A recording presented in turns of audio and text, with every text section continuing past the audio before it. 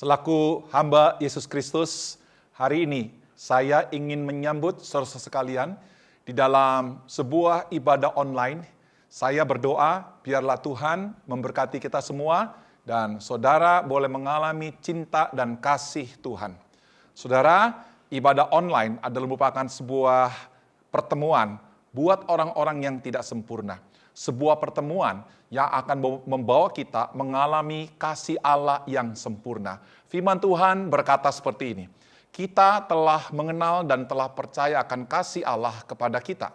Allah adalah kasih dan barang siapa tetap berada dalam kasih, ia tetap berada di dalam Allah dan Allah di dalam dia. Saudara, gereja adalah tempat di mana saudara saya mengalami kasih Allah yang sempurna itu.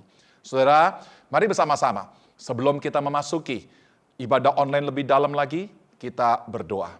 Bapa di surga, kami bersyukur Engkau adalah Allah yang penuh dengan kasih, yang menerima kami apa adanya, yang tidak membuang kami ketika kami jatuh dalam dosa. Engkau adalah Allah yang merangkul kami, Engkau adalah Allah yang membuka hatimu untuk selalu dan bahkan memeluk kami. Terima kasih Bapa untuk segala cinta kasih yang telah Engkau nyatakan kepada kami. Kami siap untuk menerima firman-Mu, kami siap untuk memuji-Mu, kami siap untuk menyembah, kami siap untuk menyenangkan hati-Mu di dalam ibadah online ini. Terima kasih Bapa, kami serahkan seluruh ibadah ini di dalam nama Yesus Tuhan dan Juru Selamat kami berdoa. Amin. Mari bersama-sama saya minta jemaat yang ada di rumah kita bangkit berdiri, kita bersama-sama membacakan pengakuan iman rasuli. Mari bersama-sama kita membaca yang berbunyi demikian. Aku percaya kepada Allah, Bapa yang Maha Kuasa, Khalik langit dan bumi, dan kepada Yesus Kristus anak yang tunggal Tuhan kita, yang dikandung oleh Roh Kudus, lahir dari anak darah Maria, yang menderita sengsara di bawah pemerintahan Pontius Pilatus, disalibkan, mati dan dikuburkan, turun ke dalam kerajaan maut, pada hari yang ketiga bangkit pula dari antara orang mati. Naik ke surga, duduk di sebelah kanan Allah, Bapa yang Maha Kuasa. Dan dari sana ia akan datang untuk menghakimi orang yang hidup dan yang mati. Aku percaya kepada Roh Kudus, gereja yang kudus dan am, persekutuan orang kudus, pengampunan dosa, kebangkitan tubuh, dan hidup yang kekal. Amin. Yes, kita mau sama-sama nyatakan kalau Tuhan kita adalah Tuhan yang maha besar. Yes. Tuhan yang maha kuasa. Amen. Dia berkuasa atas segala yang ada di bumi ini. Yeah.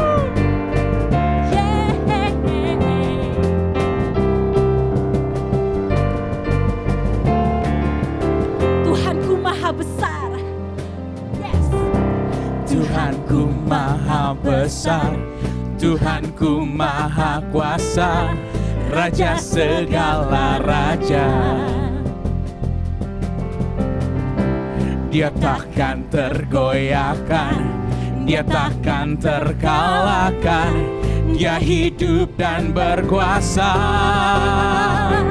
Serukan namanya, Yesus Tuhan Raja. Segala kuasa tunduk dalam namanya. Dia luar biasa. Dia luar biasa, perkasa mulia. Yesus nama di atas segala nama.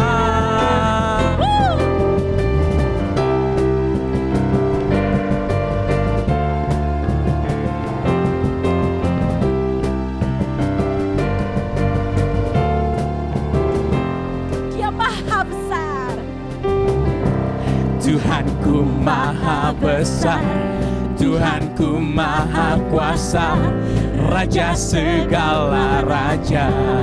Dia takkan tergoyahkan, Dia takkan tergoyahkan, Dia takkan terkalahkan, Dia hidup dan berkuasa.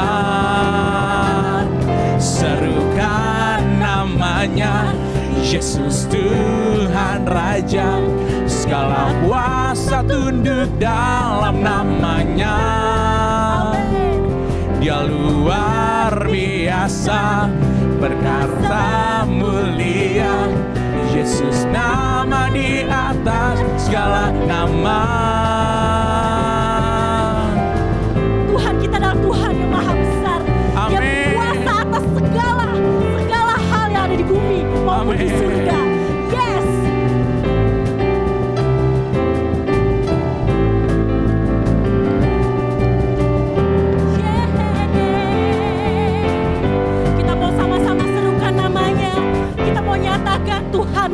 saja kita. Serukan namanya, Yesus Tuhan Raja. Segala kuasa tunduk dalam namanya. Dia luar biasa, perkasa mulia. Yesus nama di atas segala nama. Serukan namanya, Yesus Tuhan Raja. Segala kuasa tunduk dalam namanya.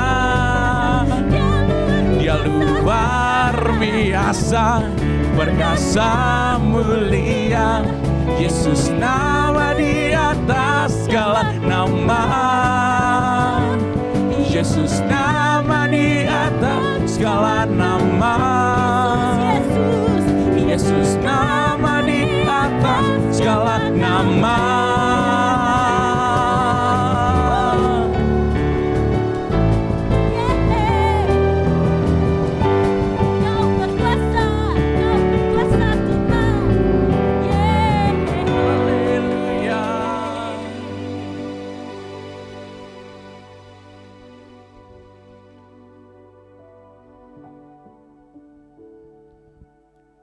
Baik saudara, tiba saatnya kita mau sama-sama rendahkan diri kita di hadapan Tuhan. Karena kita tahu hanya Tuhanlah yang terbesar. Hanya kuasanya yang terbesar di antara kita saudara. Mari setiap daripada kita mau koreksi hati, kita mau koreksi pikiran kita. Sudahkah fokus hari-hari kita? Sudahkah yang kita andalkan hanya Tuhan?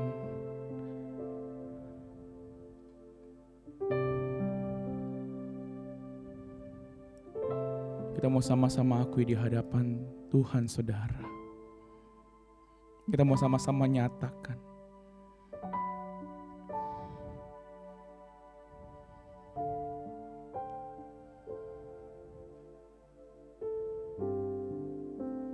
Dalam 1 Yohanes 1 ayat 19 mengatakan, jika kita mengaku dosa kita, maka Ia adalah setia dan adil, sehingga Ia akan mengampuni segala dosa kita dan menyucikan kita dari segala kejahatan. Kita percaya saudara, ada kuasa kemenangan yang Yesus sudah berikan bagi kita. Oleh karena Dia mati di atas kayu salib, Dia tebus dosa kita. Marilah kita menyembah Dia saudara. Marilah kita menyembahnya sebagai selayaknya umat pemenang.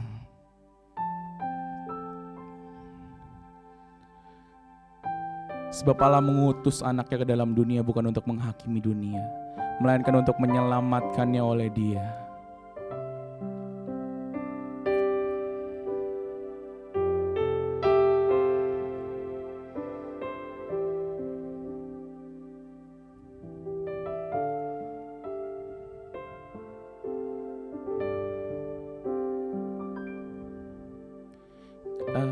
Kasih-Mu tiada bertepi,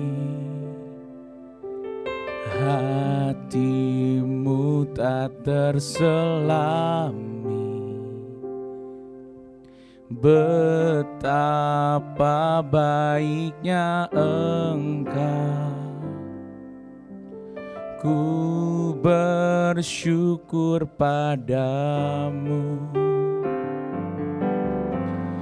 Perkenanan-Mu ya Tuhan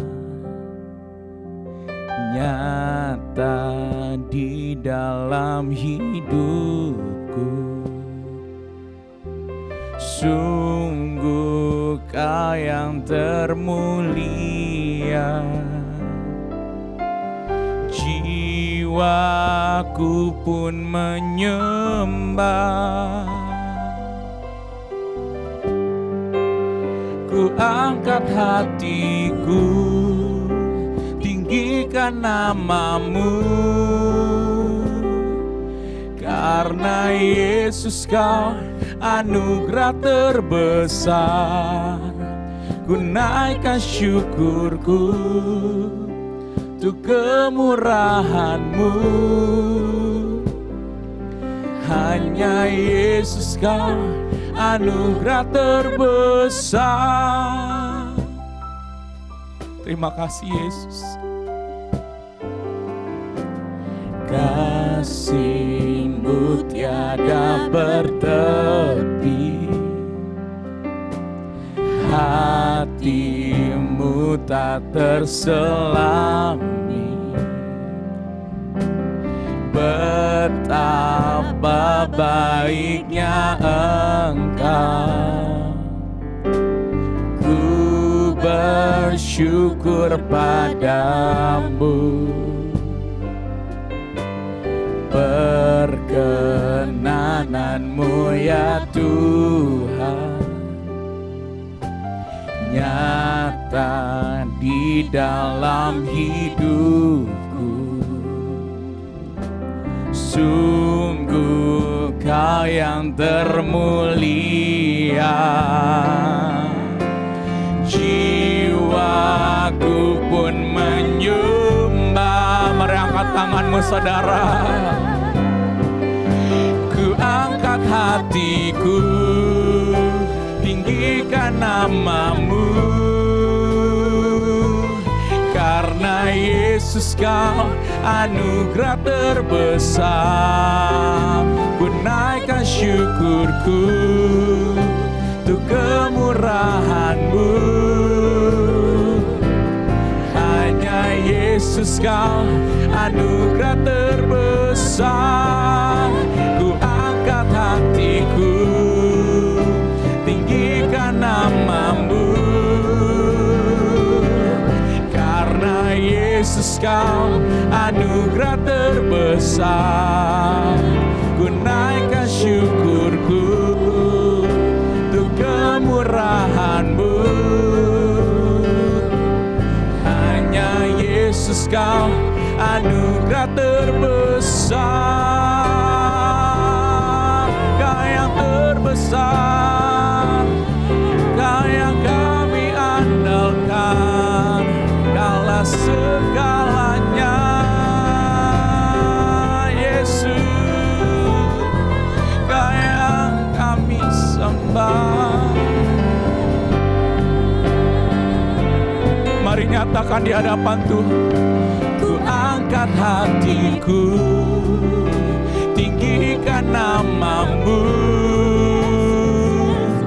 Karena Yesus Kau anugerah terbesar, ku naikkan syukurku untuk kemurahan-Mu. Hanya Yesus Kau anugerah terbesar,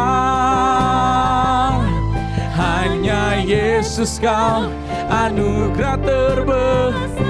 Nyatakan, hanya Yesus Kau anugerah terbesar.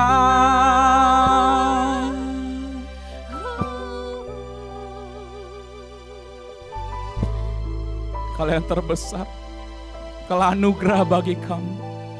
Hanya Engkau, hanya Kau Tuhan, Pribadi yang mengenal hatiku, tiada yang tersembunyi bagimu. Seluruh isi hatiku Kau tahu, dan bawaku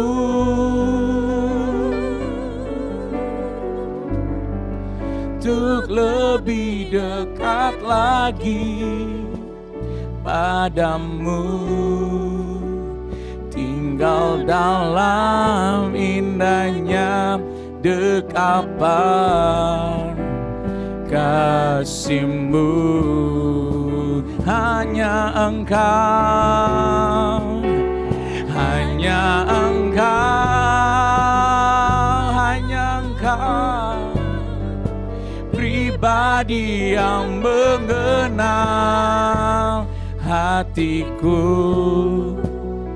tiada yang tersembunyi bagimu. Seluruh isi hatiku nyatakan dan bawaku.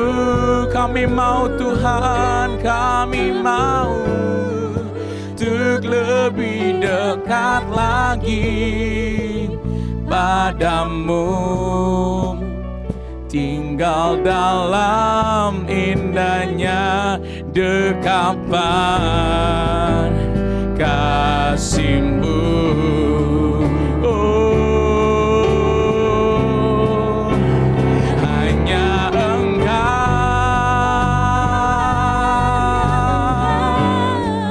pribadi yang mengenal hatiku. Tiada yang tersembunyi bagimu. Seluruh isi hatiku Kau tahu dan bawaku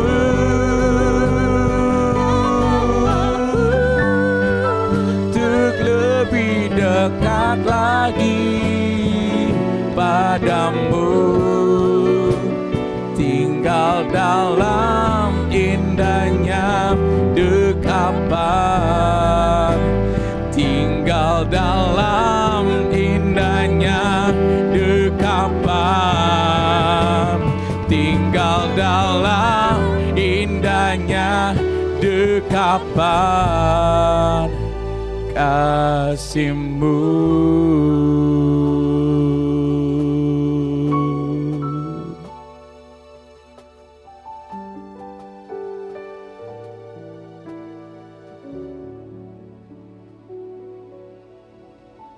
Shalom saudara, bertemu lagi di dalam kesempatan sekalipun kita masih ada di dalam ibadah online, namun kita patut bersyukur bahwa kita masih bisa menikmati Dia di dalam ibadah online. Hari ini saudara kita akan belajar bersama mengenai gereja yang miskin namun kaya. Kita akan coba belajar dari jemaat Smyrna ketika Tuhan memberikan perintahnya kepada jemaat, khususnya 7 jemaat yang ada di dalam kitab Wahyu.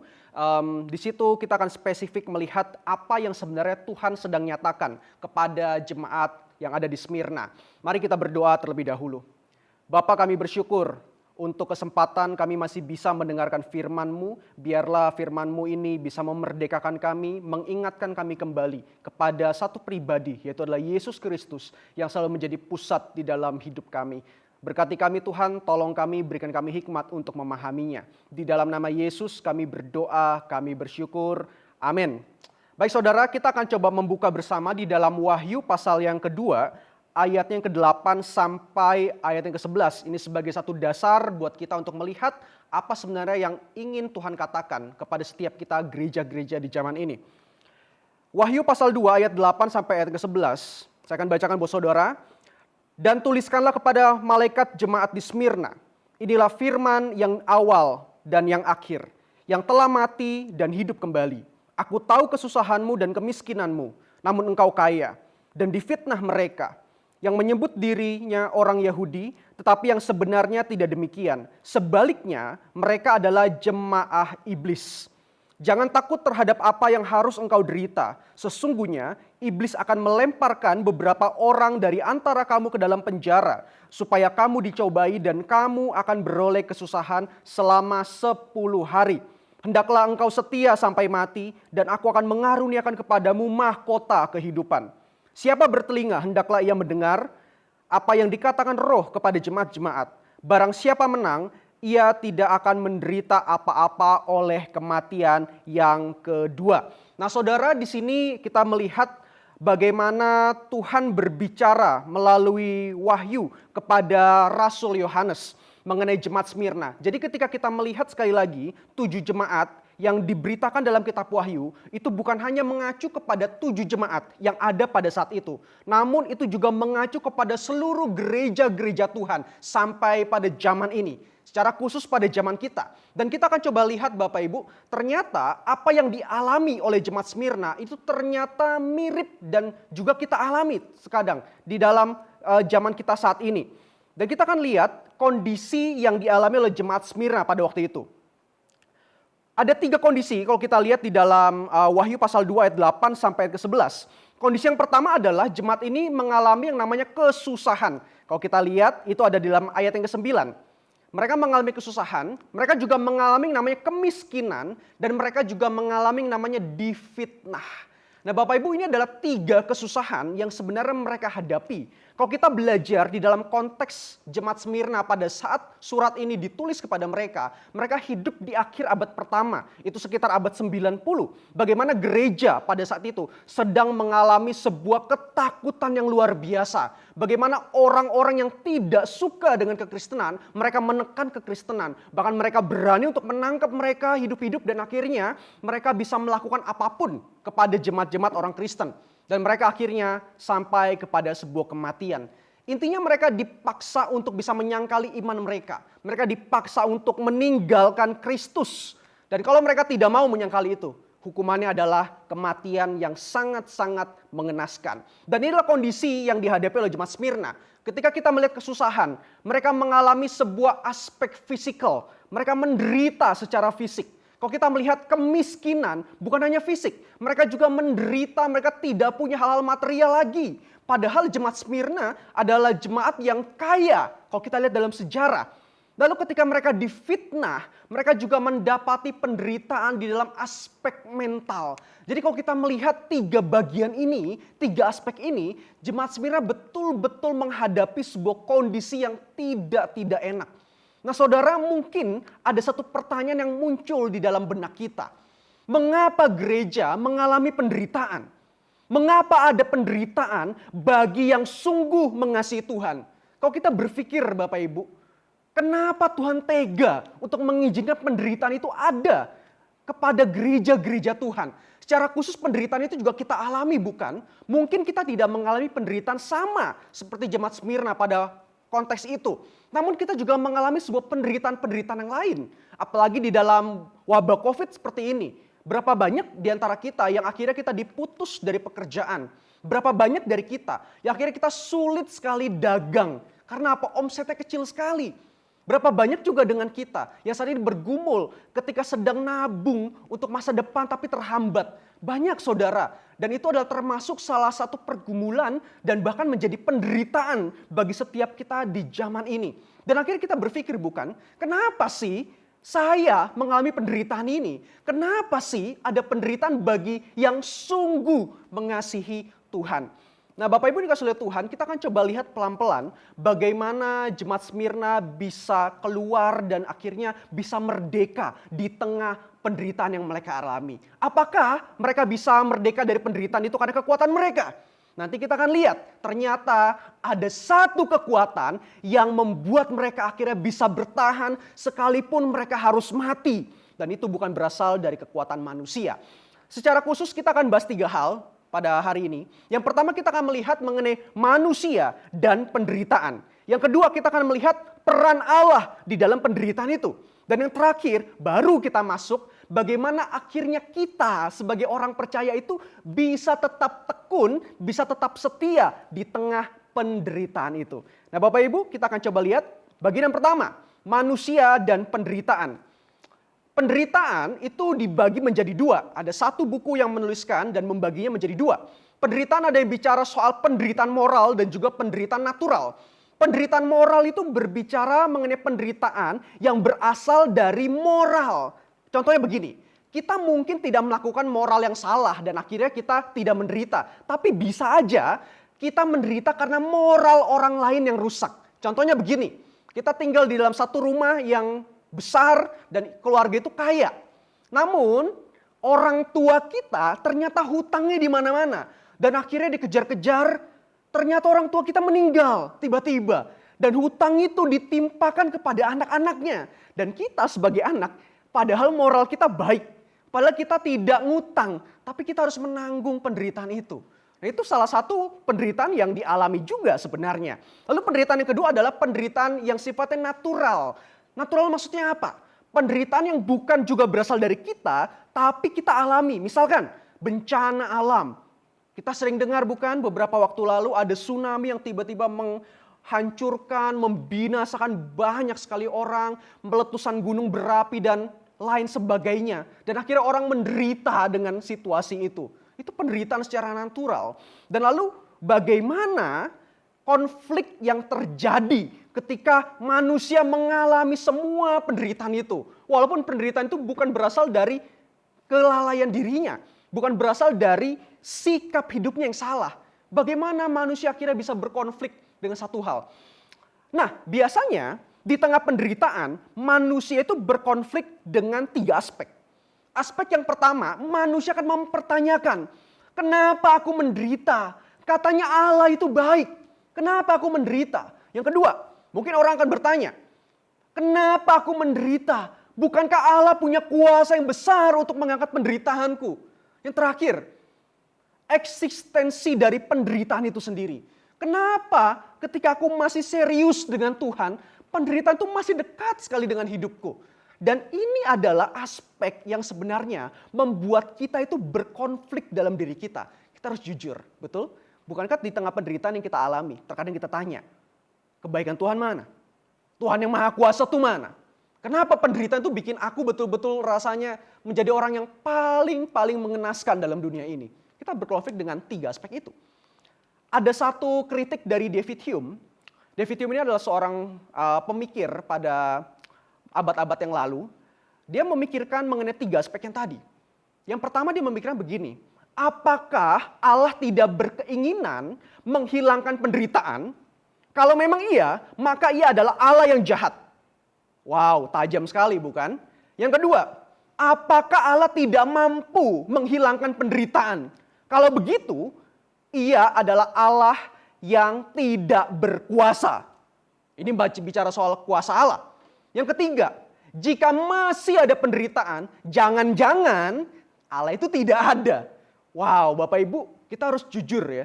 Terkadang ketika di tengah penderitaan, bukankah 3 pertanyaan ini juga yang kita lontarkan di dalam batin kita? Sekalipun kita tidak sampai akhirnya menyangkal Tuhan dan kita bilang Tuhan tuh tidak ada. Tapi minimal kita bertanya, Tuhan kan baik, kenapa aku menderita? Tuhan kan Maha Kuasa, kenapa Dia tidak angkat penderitaanku? Padahal aku sudah serius untuk Dia. Ada satu hal yang harus kita pahami sebenarnya dari pemahaman ini. Bagaimana kita bisa melihatnya? Kita akan coba lihat sebenarnya belajar dari mana penderitaan itu berasal. Kalau pertanyaan yang tadi itu seakan-akan menunjukkan penderitaan itu fokusnya kepada Allah. Allah nggak baik, Allah nggak Maha Kuasa, jangan-jangan Allah nggak ada. Namun kita perlu jujur dan kita bertanya, apakah memang penderitaan berasal dari Allah? Ini pertanyaan menarik. Saya akan coba menunjukkan 2 bagian.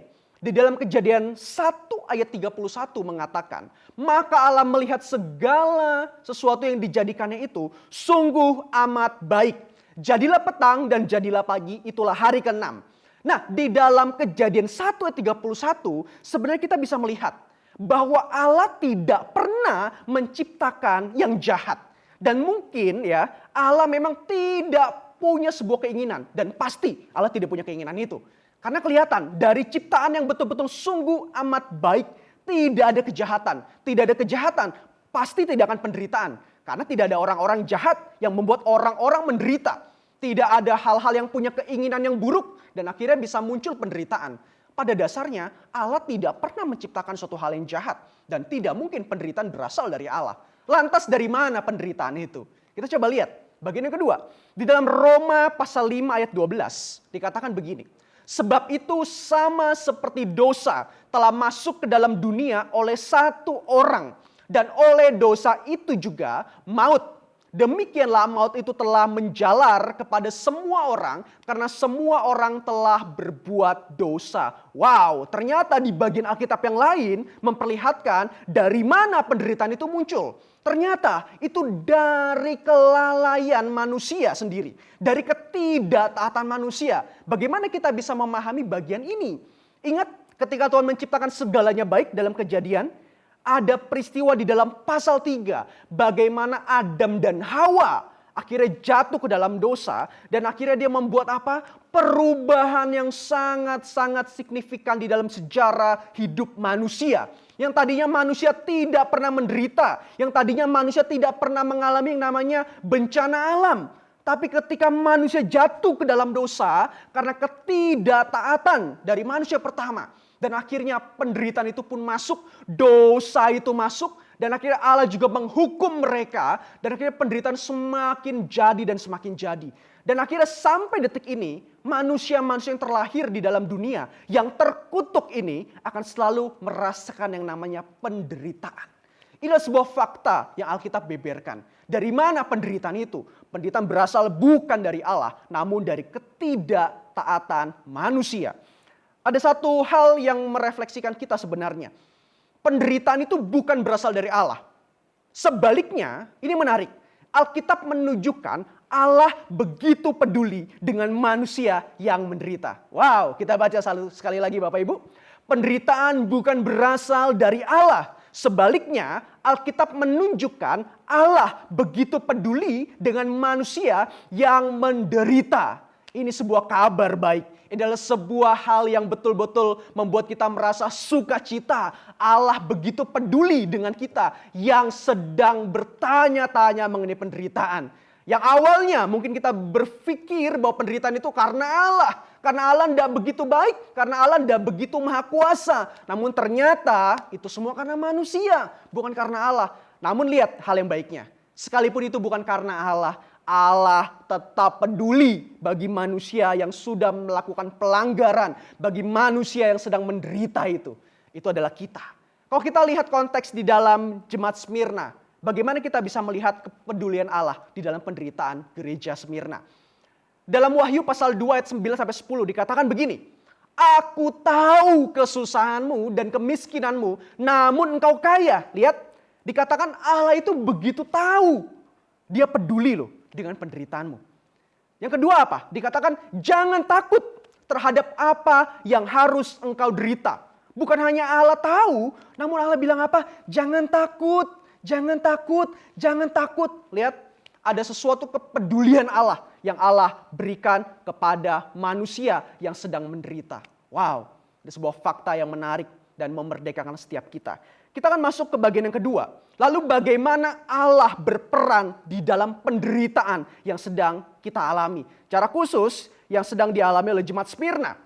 Dalam Wahyu pasal 2 ayat ke-8 dikatakan, tuliskanlah kepada jemaat di Smyrna. Inilah firman yang awal dan yang akhir. Yang telah mati dan hidup kembali.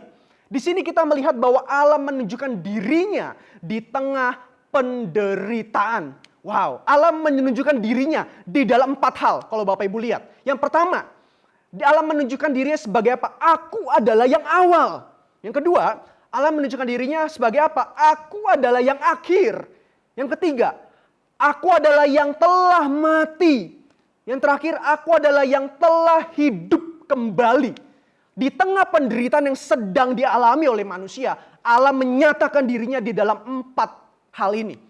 Aku yang awal, Alfa. Aku yang terakhir, aku adalah Omega.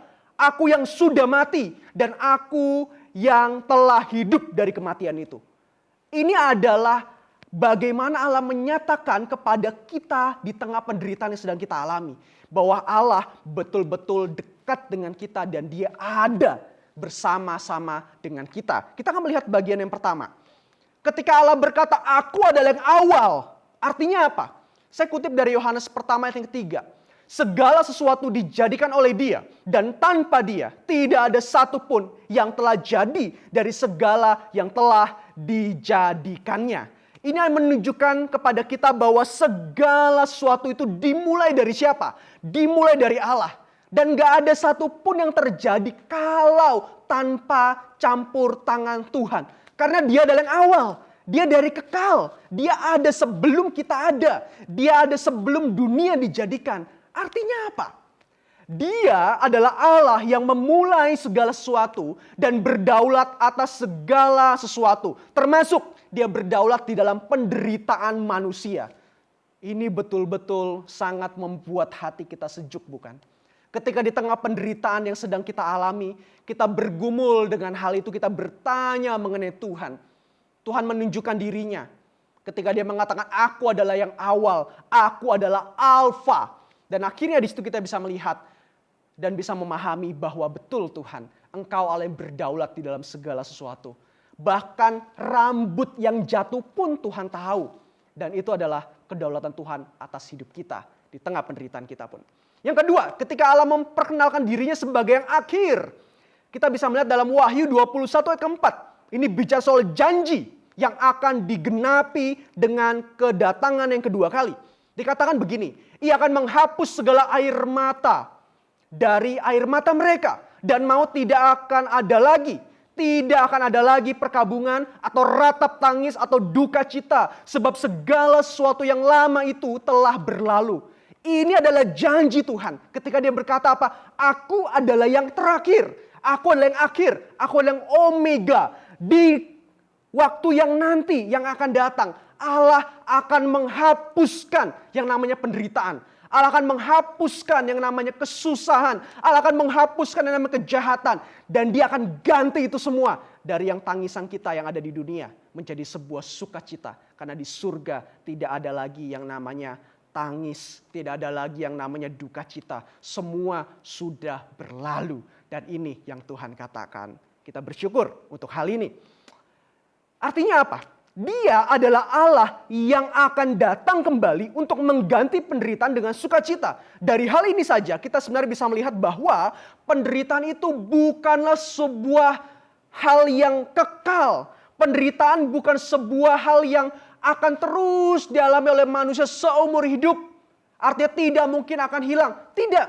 Ketika Allah mengatakan aku adalah yang akhir, berarti penderitaan ada waktunya. Kapan? Waktunya adalah ketika Yesus nanti datang yang kedua kali. Dia akan menghapus segala air mata, segala kesusahan yang dialami oleh setiap kita, gereja-gerejanya. Lalu yang ketiga, tadi juga Allah memperkenalkan dirinya sebagai yang telah mati. Dalam Yesaya 53 ayat yang kelima dikatakan, tetapi dia tertikam oleh karena pemberontakan kita. Dia diremukan oleh karena kejahatan kita. Ganjaran yang mendatangkan keselamatan bagi kita ditimpakan kepadanya, kepada Yesus. Dan oleh bilur-bilurnya kita menjadi sembuh. Wow, ini sangat-sangat luar biasa. Di tengah kita memahami bahwa dia adalah Allah yang berdaulat. Dan nanti dia akan datang untuk menghapus semua penderitaan. Di tengah-tengah itu kita dapat sebuah kekuatan. Kenapa? Bukan kekuatan yang berasal dari diri kita. Tapi firman Tuhan mengatakan kekuatan yang berasal dari Allah itu sendiri. Dari Yesus Kristus. Dikatakan dia yang telah mati. Artinya apa?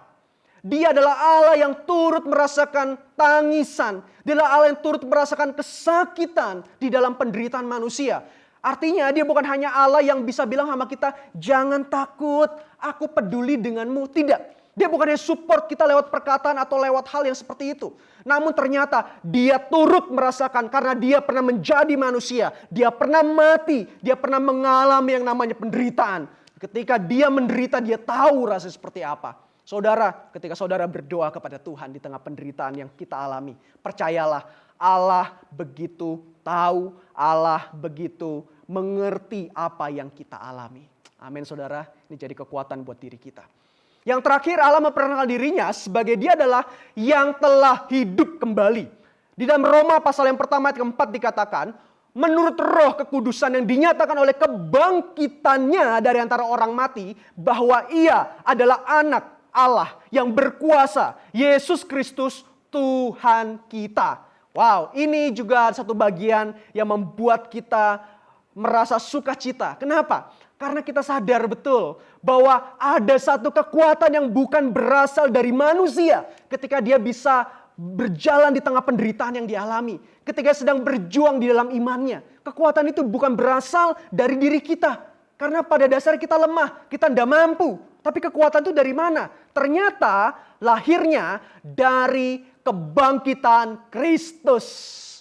Kebangkitan Kristus ternyata membuat kita akhirnya memiliki sebuah kemenangan. Memiliki sebuah kepercayaan bahwa apa? Bahwa Allah kita tidak mati oleh kematian. Allah kita tidak mati di dalam penderitaan. Tapi Allah kita menang atas penderitaan.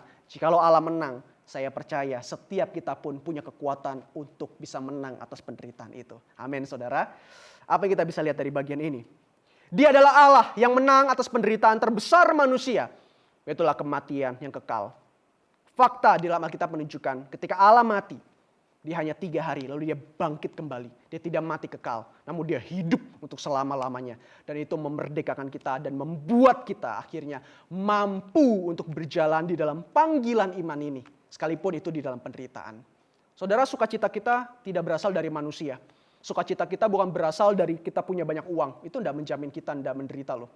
Tapi ketika kita paham betul bahwa Allah kita adalah Allah yang mati, yang turut merasakan penderitaan. Dan Allah kita adalah Allah yang sudah bangkit. Dia betul-betul menyatakan kemenangannya. Di situ adalah sumber kekuatan kita. Apalagi kita sadar bahwa ternyata Allah kita berdaulat atas semua penderitaan itu. Dan bukan hanya berdaulat, suatu saat nanti dia akan menghapuskan semua penderitaan itu. Dan biarlah 4 hal ini yang menjadi sebuah sukacita kita di dalam mengiring Tuhan. Bagian yang terakhir saudara, mengenai ketekunan dan juga penderitaan. Sebuah bagian yang memperlihatkan kepada kita bahwa di tengah penderitaan, ternyata ketekunan itu semakin kuat dan ketekunan itu semakin bisa dilakukan. Dan saya mau katakan, dari bagian yang kedua kita sudah lihat bahwa kekuatan bukan bersumber dari manusia. Kekuatan bukan bersumber dari kita, tapi dari siapa? Dari Kristus yang sudah mati dan sudah bangkit. Dan inilah yang membuat mereka bisa. Kita lihat lebih spesifik. Dalam Wahyu pasal 2 ayat ke-10 dikatakan, jangan takut terhadap apa yang harus engkau derita. Sesungguhnya iblis akan melemparkan beberapa orang dari antara kamu ke dalam penjara. Supaya kamu dicobai dan kamu akan beroleh kesusahan selama 10 hari. Hendaklah engkau setia sampai mati dan aku akan mengaruniakan kepadamu mahkota kehidupan. Ada beberapa hal yang kita bisa pelajari di dalam teks ini. Ketekunan di dalam penderitaan. Lewat teks yang tadi kita melihat bahwa Alkitab sebenarnya sedang jujur untuk melihat permasalahan mengenai penderitaan. Alkitab begitu jujur kalau kita lihat. Yang menarik adalah kalau kita lihat tadi ya, kita balik lagi ke slide berikutnya. Dikatakan jangan takut terhadap apa yang harus engkau derita. Itu perkataan yang baik. Itu sebuah support yang baik. Itu sebuah kekuatan yang baik buat kita. Tapi kalimat selanjutnya itu menarik sekali. Ketika Tuhan bilang jangan takut, ternyata Tuhan bukan bilang apa? Jangan takut ya, nanti penderitaan itu akan lewat akhirnya. Enggak. Biasanya bukankah kita ketika sedang mensupport orang lain, kita bilang jangan takut, tenang, tenang, tenang. Itu nanti akan lewat. Tapi kita tidak hadapi dan kita tidak lihat di dalam teks ini. Teks ini malah memperlihatkan sebuah hal yang berbeda. Ketika Tuhan mengatakan jangan takut, Tuhan itu malah memperlihatkan sebuah hal, sebuah fakta yang sebenarnya tidak enak. Tuhan bilang apa? Sesungguhnya iblis akan melemparkan beberapa orang dari antaramu ke dalam penjara. Supaya kamu dicobai dan kamu akan beroleh kesusahan selama 10 hari. Ketika dibilang jangan takut, malah dikasih tahu sebuah fakta. Bahwa nanti kamu akan ditangkap, kamu akan dimasukkan dalam penjara, dan mungkin kamu akan mati. Wow, ini apa maksudnya saudara? Di sini kita bisa lihat sebenarnya bahwa betul Alkitab jujur dengan masalah penderitaan manusia. Bahwa penderitaan itu akan selalu dialami oleh siapapun manusia. Tidak terkecuali dia adalah orang yang sudah percaya atau orang yang belum percaya. Semua akan mengalami yang namanya penderitaan. Dan Alkitab jujur buat hal itu. Dan hal itu membuat kita berpikir begini. Ternyata ketekunan yang dilakukan ya, apa yang kita lakukan, kesetiaan yang kita lakukan bukan untuk menjauhkan penderitaan. Sebab faktanya apa? Semakin mereka taat, mereka itu semakin menderita. Ini adalah sebuah fakta yang harus kita pegang. Bahwa ketekunan yang kita lakukan, bahwa ketika kita datang kepada Tuhan lewat doa-doa kita, lewat pelayanan kita, lewat persembahan kita, lewat apapun yang kita berikan untuk Dia, itu tidak dilakukan atas dasar apa? Agar penderitaan itu jauh dari kita. Tidak. Fakta Alkitab menunjukkan bahwa ketika mereka semakin dekat dengan Tuhan, mereka semakin dekat dengan Tuhan, semakin taat dengan Tuhan, malah mereka semakin ditekan dan semakin menderita. Itu jemaat Smyrna. Bagaimana dengan hidup kita sekarang? Minimal kita bisa melihat satu poin yang indah. Bahwa apapun yang kita lakukan, apapun yang kita kerjakan dalam hidup kita, bukan dengan satu tujuan agar kita tidak menderita. Agar hidup kita selalu enak saja. Berarti ada yang salah dengan motivasi iman kita. Kita harus jujur buat hal itu. Yang terakhir, ketekunan di tengah penderitaan itu sebenarnya buat apa? Memurnikan pikiran, hati, dan juga mulut kita akan Yesus Kristus yang kita akui sebagai Tuhan. Bukankah ketika kasih mula-mula itu mulai muncul dari diri kita dibaptis, kita menerima Tuhan Yesus, kita mengaku dengan mulut kita menerima di dalam pikiran kita, bukan? Bahwa Alkitab itu adalah firman Allah. Benar, Yesus adalah juru selamat. Dan di dalam hati kita percaya Dia adalah penebus kita. Dan ketiga hal ini, pikiran, hati, dan mulut kita yang mengaku, itu diuji bukan ketika kita dibaptis, itu diuji bukan ketika kita sedang pelayanan, itu bukan diuji ketika kita sedang menerima berkat-berkat Tuhan. Tapi kapan itu diuji? Itu diuji ketika kita mengalami yang namanya penderitaan. Saudara, ini adalah sebuah kabar yang begitu baik. Kita harus memahami sebuah kekristenan dengan gambaran yang utuh. Ketika mengikut Yesus, kita bukan mengikut Yesus karena ada maunya. Tapi kita siap dengan sebuah konsekuensi yang mungkin akan kita hadapi. Dan hal ini tidak juga memberikan sebuah gambaran begini. Berarti ikut Tuhan selalu menderita? Tidak. Jawabannya jelas tidak. Kenapa? Karena penderitaan itu, ingat, ada di dalam kedaulatan Allah. Dan berkat juga ada di dalam kedaulatan Allah. Semuanya kalau Tuhan izinkan terjadi, kalau Tuhan berikan, ingat, untuk keperluan iman kita yang semakin serupa dengan Kristus. Saya akan tutup dengan satu bagian. Ketekunan hanya mungkin dilakukan karena Kristus menang atas penderitaan dan berdaulat di atasnya. Seperti saya katakan di tengah, bahwa kita tidak bisa mengandalkan apapun yang kita punya di tengah penderitaan. Kita tidak bisa mengandalkan manusia siapapun di tengah penderitaan. Namun, hanya kita bisa andalkan adalah Kristus yang menang atas penderitaan dan Kristus yang berdaulat atas penderitaan itu sendiri. Amin. Biarlah ini memerdekakan setiap kita dan kita semakin dikuatkan melalui hal ini. Mari kita bersatu di dalam doa. Tuhan, Injil-Mu menyadarkan kembali kepada setiap kami bahwa di tengah penderitaan kami harus berfokus kepada Kristus. Kami bersyukur jikalau Engkau memperkenalkan diri-Mu sebagai yang pertama, sebagai yang terakhir, sebagai yang telah mati, dan sebagai yang telah bangkit. Ini sangat-sangat membuat kami merasa tenang di dalam menjalani segala kondisi apapun dalam hidup kami. Kami nggak tahu Tuhan apa yang akan terjadi dalam hidup kami. Kami nggak tahu sampai kapan kami mengalami penderitaan atau kapan kami mengalami penderitaan. Namun dari bagian ini, ketika kami berada di dalam kondisi yang sulit, ajar kami untuk kembali mengingat bahwa kami punya Allah yang berdaulat. Karena Engkau adalah yang awal. Kami punya Allah yang akan datang untuk menghancurkan kejahatan, untuk menghancurkan yang namanya penderitaan. Karena Engkau adalah Omega. Dan kami bersyukur di tengah kami menjalani penantian itu, kami punya kekuatan yang berasal dari kebangkitan Kristus. Dan Kristus yang mati, yang turut merasakan apa yang kami rasakan. Terima kasih Tuhan, kami sadar kami butuh Engkau dan kami tidak bisa menjalani hal ini sendirian. Kuatkan kami, gereja-gereja-Mu, kuatkan kami di tengah segala situasi apapun. Terima kasih di dalam nama Yesus kami berdoa, kami bersyukur. Amin. Tiba saatnya saudara, kita akan memberikan persembahan. Persembahan diberikan bukan karena kita ingin mendapatkan sesuatu dari Tuhan. Namun dengan satu kesadaran bahwa karena Dia sudah memberkati hidup kita, terlebih Dia sudah menyelamatkan hidup kita. Mari kita bersatu di dalam doa. Bapa, kami bersyukur untuk segala hal yang boleh Tuhan berikan bagi hidup kami. Segala berkat-berkat-Mu lewat usaha atau apapun yang kami kerjakan, kami bersyukur. Di tengah pandemi seperti ini Tuhan, Engkau masih setia untuk memberkati setiap kami. Dan biarlah hari ini kami bisa mengembalikan sesuatu kepada Tuhan, mungkin tidak sebanding dengan apa yang sudah Tuhan anugerahkan bagi hidup kami. Namun biarlah ini menjadi respon kami sebagai rasa ucapan syukur atas anugerah Tuhan yang begitu melimpah.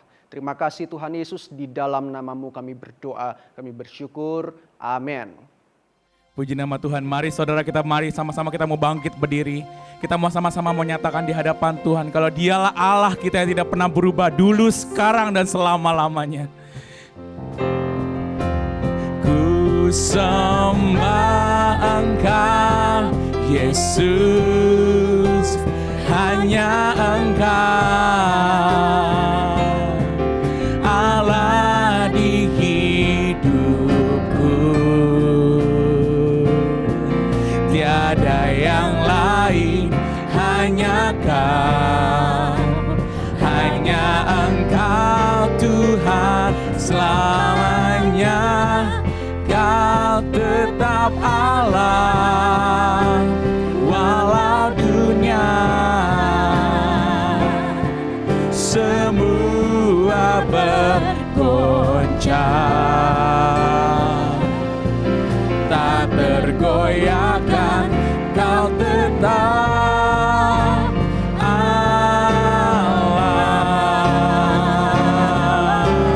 Oh, ku sembah Engkau Yesus, hanya Engkau Allah di hidupku. Tiada yang lain, hanya Kau, hanya Engkau Tuhan selamanya.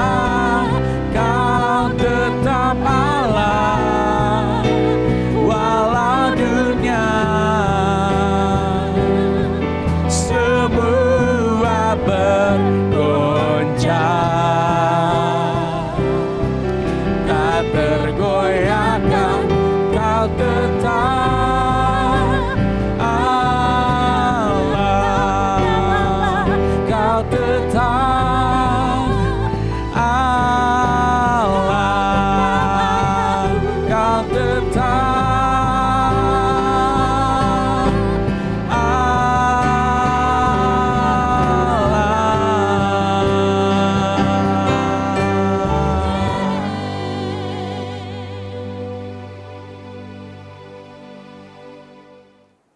Saudara, kita akan bersama-sama masuk ke dalam doa syafaat. Ada satu doa syafaat yang harus kita doakan bersama yang berkenan dengan gereja kita dan juga gereja-gereja yang ada di dunia ini.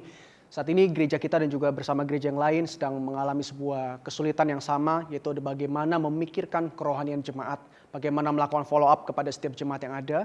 Namun hal ini mari kita serahkan bersama-sama kepada Tuhan. Kiranya Tuhan memberikan hikmat kepada setiap pemimpin-pemimpin gereja untuk bisa memperhatikan setiap domba-domba Allah di tengah kondisi seperti ini. Mari kita berdoa bersama.